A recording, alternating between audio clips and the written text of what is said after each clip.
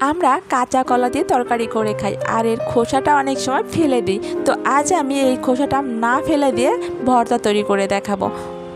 এই ভর্তাটা এতটাই মজা যে কাউকে না বললে কেউ বুঝতেই পারবে না যে এটা কাঁচা কলার খোসা দিয়ে তৈরি করা হয়েছে। আর হ্যাঁ বন্ধুরা, আর যারা একবার করবে আমার মনে হয় এরা জীবনও কখনো খোসাটা ফেলে দেবে না। তো চলো বন্ধুরা শুরু করি। আমি এখানে দেখো কাঁচা কলার খোসা নিয়েছি। তো খোসাগুলো দেখো আমি এখানে প্রথমে কেটে নিয়েছি, এখানে ছোট ছোট করে পিস করে, যে মানে নষ্ট যে ইয়াগুলো থাকে ওগুলো ফেলে দিয়েছি আর ভালোগুলো রেখে দিয়েছি দেখো। আর হ্যাঁ, এখানে একটা কথা আছে, আমি এখানে কিন্তু সিদ্ধ করব না। তোমরা চাইলে সিদ্ধ করে নিতে পারো, বাট আমি এখানে সিদ্ধ করতে যাব না। আমি এমনি ঢেকে ঢেকে করবো, এতে করে কিন্তু টেস্টটাও বেশি পাওয়া যাবে।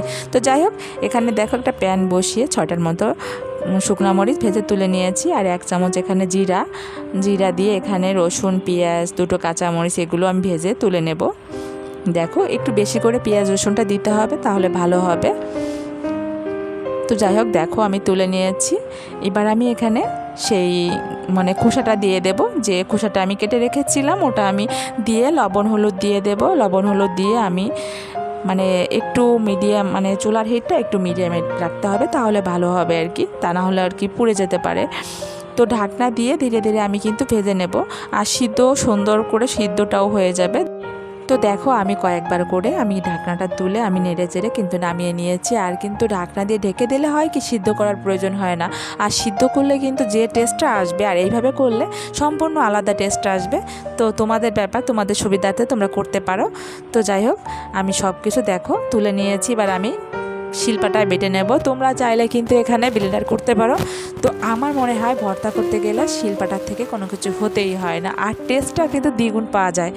তো দেখো আমি কিন্তু নামিয়ে নিয়েছি। আর কেমন হয়েছে অবশ্যই তোমরা কমেন্ট করে জানাবে।